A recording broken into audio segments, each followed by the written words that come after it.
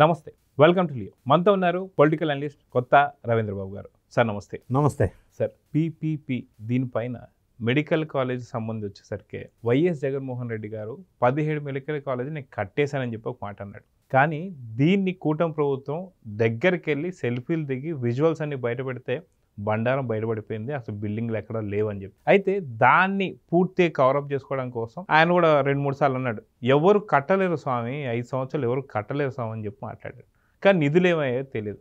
ఇవన్నీ పక్కన పెడితే ఇప్పుడు ఆ మెడికల్ కాలేజ్ పూర్తిగా వైసీపీకి డ్యామేజ్ అవుతున్న సంగతి తెలుసుకొని పెయిడ్ బ్యాచ్ని దింపేసి అసలు పీపీపీ అనేదే వరస్ట్ అన్నట్టు మాట్లాడుతారు. అసలు వాస్తవానికి పీపీపీ అంటే ఏంటి, ఈ పెయిడ్ బ్యాచ్ మాట్లాడుతుందని ఎలా చూడాలంటారు? ఇప్పుడు ఫస్ట్ మీరు ప్రస్తావించినట్టుగా ఆంధ్రప్రదేశ్ రాష్ట్రంలో మెడికల్ కాలేజెస్ మీద రచ్చ జరుగుతుంది. దురదృష్టవశాత్తు అన్ఫార్చునేట్లీ ప్రతిపక్ష హోదా లేని ఒక ప్రతిపక్ష పార్టీ ఇది ప్రైవేటైజేషన్ అని దుష్ప్రచారం చేస్తున్నారు. వాళ్ళకి difference between PPP and privatisation తెలియకపోతే కన్సల్టెంట్ని అడిగినా, నాబోటోడిని అడిగినా చెప్పేటోడు.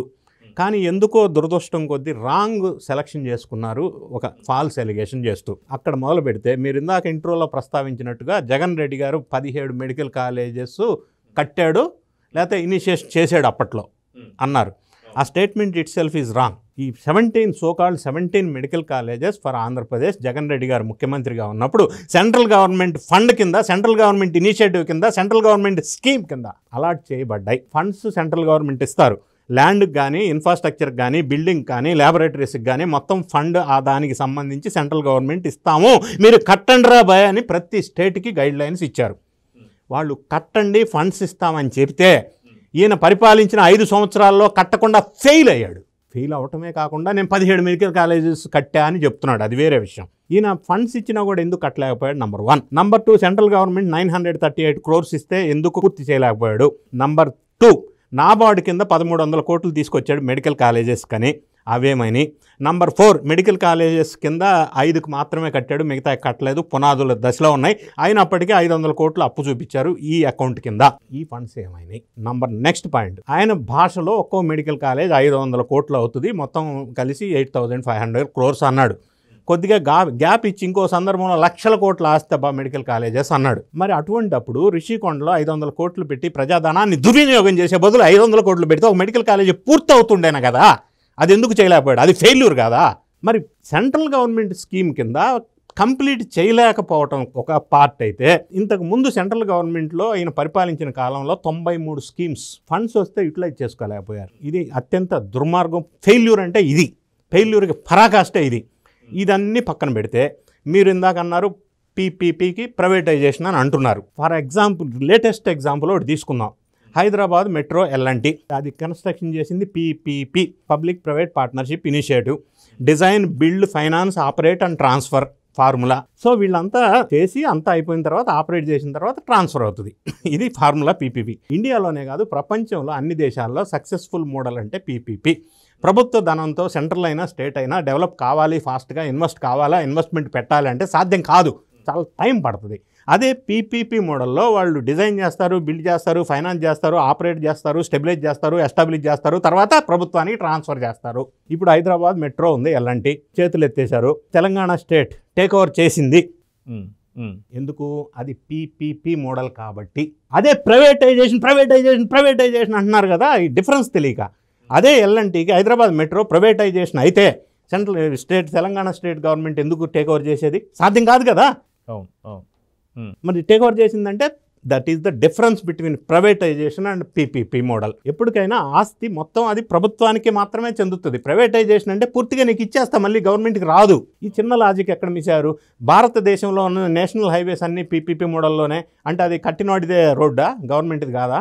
హైదరాబాద్ ఎయిర్పోర్ట్ కావచ్చు, రకరకాల అంశాలు. సో ఇవన్నీ ఒక పార్ట్ అయితే, మరి ఇప్పుడు విమర్శలు చేస్తున్న వాళ్ళు వీళ్ళ జగన్ రెడ్డి గారి తండ్రి గారి హయాంలో ఆరోగ్యశ్రీ అని ఒక పథకం పెట్టారు. పేదలకి మెరుగైన వైద్యం అందాల కార్పొరేట్ హాస్పిటల్లో, బాగానే ఉంది. అదే ఆలోచన కంటే ప్రభుత్వమే వెచ్చించి గవర్నమెంట్ హాస్పిటల్ని కార్పొరేట్ హాస్పిటల్ లాగా మార్చేది ఉండే, అది ఇంకా బెటర్ కదా. ప్రైవేట్ వాడికి ఎందుకు దోచిపెట్టాలా? సరే, ఆ విమర్శ కూడా పక్కన పెడదాం. ఇప్పుడు పీపీపీ మోడల్కి ప్రైవేటైజేషన్కి డిఫరెన్స్ తెలియకుండా మాట్లాడుతున్నారు. ఒకసారి మెడికల్ కాలేజెస్ విషయానికి వద్దాం. ఇక్కడ గవర్నమెంట్ మెడికల్ కాలేజెస్లో ఏ ఫెసిలిటీస్ ఉన్నాయో ఇప్పుడు ఎన్డీఏ కూటమి వాళ్ళు ప్రతిపాదించిన పీపీపీ మోడల్లో same facilities fee MBBS fee ఇక్కడ గవర్నమెంట్ మెడికల్ కాలేజీలో 15,000 రూపాయలు ఫర్ ఎంబీబీఎస్.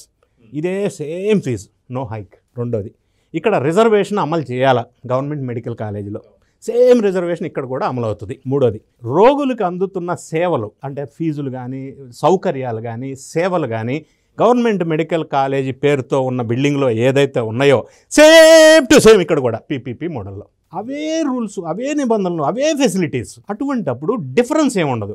ఈ అసెట్ మొత్తం బిల్డింగ్స్ కానీ ల్యాండ్స్ కానీ టోటల్గా గవర్నమెంట్ సంబంధించింది, గవర్నమెంట్ ఆధీనంలో ఉంటుంది ఎప్పటికీ. రెండోది, ఈ 2 medical colleges government plus PPP మోడల్లో ఉంది. నేషనల్ మెడికల్ కౌన్సిల్ ఆధ్వర్యంలో వాళ్ళు గైడ్ లైన్స్ ప్రకారం ఆపరేట్ చేయవలసి ఉంటుంది. ఈడిష్టం వచ్చినట్టు ఈడు చేయడానికి లేదు, వాడిష్టం వచ్చినట్టు ఆడు చేయడానికి లేదు. ప్రైవేటైజేషన్కి ఇస్తే వాడు పెట్టిన ఫీజు 15,000 ఉండదు, వాడి ఇష్టం వచ్చిన ఫీజు ఉంటుంది. ప్రైవేటైజేషన్కి ఇస్తే రిజర్వేషన్స్ అమలు కావు. ప్రైవేటైజేషన్కి ఇస్తే వాడు ఫెసిలిటీస్ వాడు ఇష్టం వచ్చినట్టు పెట్టుకుంటాడు, ఛార్జ్ చేస్తాడు, పేదలకి వైద్యం అందదు. ఇది ప్రైవేటైజేషన్ కాదు. ఇంకొక అంశం మనం చూద్దాం. జగన్ రెడ్డి గారు అప్పట్లో ఆయన 17 చెప్తున్నారు, సరే ఓకే 5 ఫినిష్ చేశారు, మిగతా అట్లానే ఉన్నాయి పునాదుల్లో. మనం ఒకసారి గమనించినట్టయితే ఆయన ప్రతిపాదించింది, ఇప్పుడు వీళ్ళు ప్రతిపాదించింది, ఈ రెండింటికి డిఫరెన్స్ ఒకసారి మనం ఇంకా డీప్గా వెళ్దాం. ఇప్పుడు ఆల్ ఇండియా మెడికల్ కోటా అనేది ఒకటి ఉంది. అప్పట్లో జగన్ రెడ్డి గారు 22 సీట్లు కేటాయించారు, 15%. దానివల్ల ఆంధ్ర రాష్ట్రంలో ఉన్నటువంటి మెడికోస్కి సీట్ల సంఖ్య తగ్గుతుంది, నష్టం జరుగుతుంది. సో ఇప్పుడు కూటమి ప్రభుత్వం వాళ్ళు దాన్ని 0 చేశారు. ఓకే, ఇది ఒక పాయింట్. రెండో పాయింట్, కన్వీనర్ కోటా కింద 64 సీట్లు పెట్టారు, అంటే 42.5%. ఇప్పుడు దాన్ని 75 సీట్లు పెట్టారు, అంటే 50%. అంటే ఎక్కువ ఉపయోగం జరుగుతుంది. కన్వీనర్ కోటాలో సీట్లు పెరిగినాయి అంటే ఏంటి అంటే ఓపెన్ కేటగిరీలో ఫ్రీ సీట్లు పెరిగినాయి. మరి అది ఉపయోగం కాదా?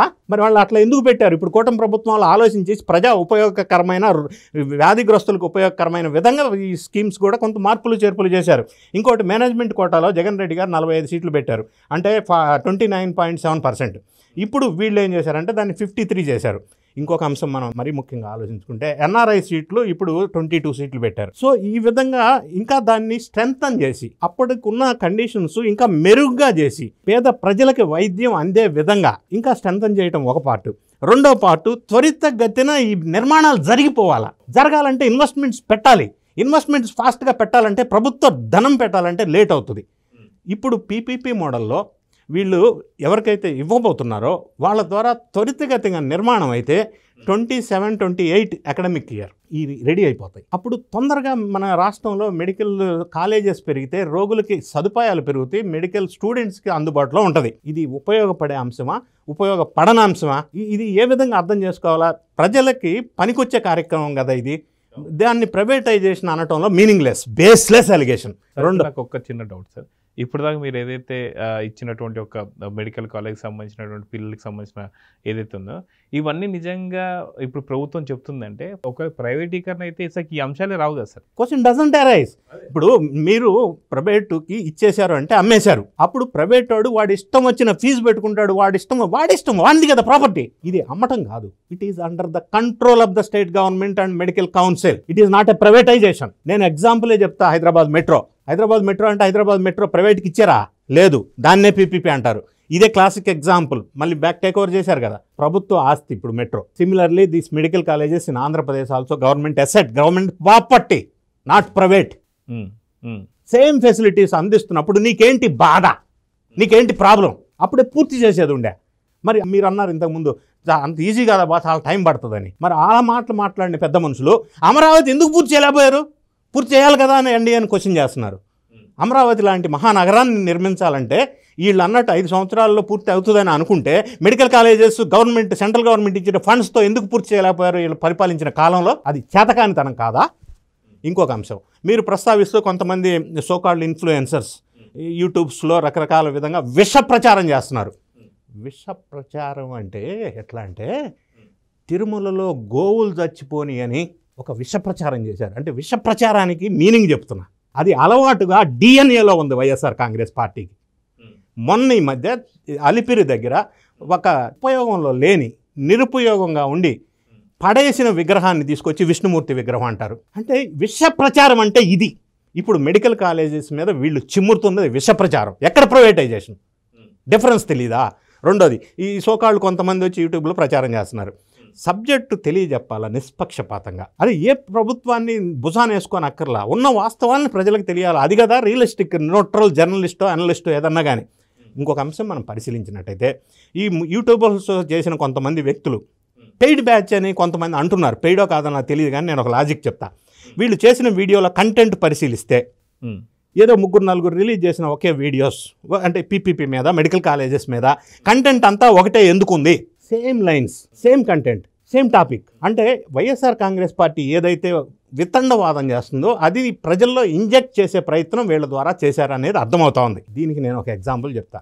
గతంలో పోసాని కృష్ణమురళి అని ఒక నటుడు, రచయిత, ఆయన్ని వేరే కేసుల్లో అరెస్ట్ చేసినప్పుడు విచారణకు తీసుకొచ్చినప్పుడు తర్వాత ఆయన పబ్లిక్లో ప్రెస్లోనే మాట్లాడుతూ నాకు ఓపెన్గానే చెప్పిన విషయమే నేను చెప్తున్నా. ఏం చెప్పాడంటే, వైఎస్ఆర్ కాంగ్రెస్ పార్టీలో నేనే కాదు ఏ నాయకుడైనా ఏం మాట్లాడాలన్నా మాకు స్క్రిప్ట్ వస్తుంది, సజ్జల దగ్గర నుంచి సకల శాఖ మంత్రివర్యుల దగ్గర నుంచి, అది చదవాల్సిందే, నేనైనా ఎవరైనా స్క్రిప్ట్ వస్తుంది, ఆ స్క్రిప్టే చదవాలి, నేను అదే చేశా అన్నాడు ఆయన.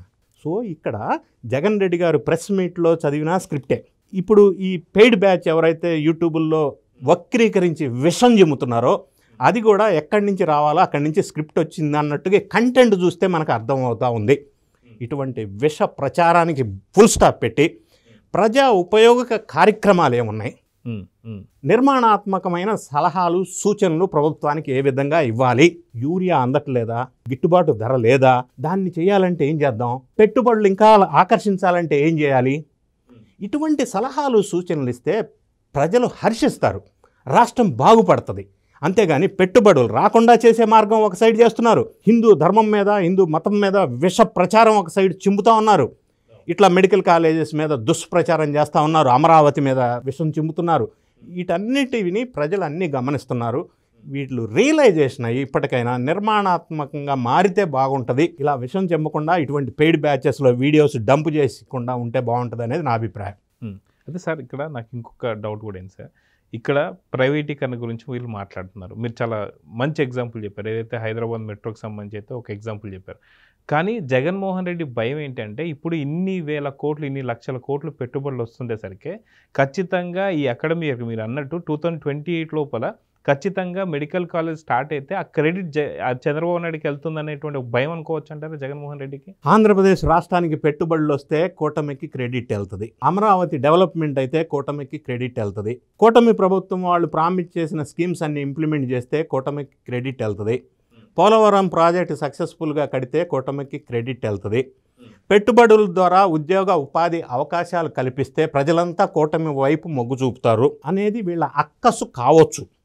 కానీ ప్రజలు ఇచ్చిన తీర్పుని రియలైజ్ చేసుకోవాలి, ఆత్మ విమర్శ చేసుకొని ఎందుకు ఇంత తక్కువ సీట్లు ఇచ్చారు, వేర్ వెంట్ రాంగ్, ప్రజల్లో ఎక్కడ అసంతృప్తి వీళ్ళ మీద ఎందుకు వచ్చింది అనే ఒక నిష్పక్షపాతమైన విశ్లేషణ చేసుకొని ఉండుంటే ఈరోజు వీళ్ళ ప్రవర్తన, వీళ్ళ యాక్టివిటీ డిఫరెంట్గా ఉండేది. కానీ ఇప్పటికీ కూడా రియలైజేషన్ రాకుండా ఇటువంటి అంశాల మీద ఫోకస్ పెట్టి బదనాం చేసే కార్యక్రమం పెట్టుకుంటే ఇంకా దిగజారిపోయే అవకాశం ఉంది కదా. ఎవరు అడ్వైజ్ ఇస్తున్నారో, ఎవరు ఈ పార్టీని మునిగిపోవాలనే ఆలోచనతోటి ఇటువంటి గైడెన్స్ ఇస్తున్నారో నిజంగా చాలా జాగ్రత్తగా వాళ్ళు క్వశ్చన్ చేసుకోవాల్సిన అవసరం ఉంది. అవును. సో చూద్దాం సార్, ఖచ్చితంగా ఏదైతే విష ప్రచారం చేస్తున్నటువంటి కొంతమంది యూట్యూబ్ ఛానల్స్ కావచ్చు, వాళ్ళు వాస్తవాలు తెలుసుకొని మాట్లాడేదైతే కోరుకుందాం. నమస్తే sir. Thank you. Please subscribe to Leo News for more videos.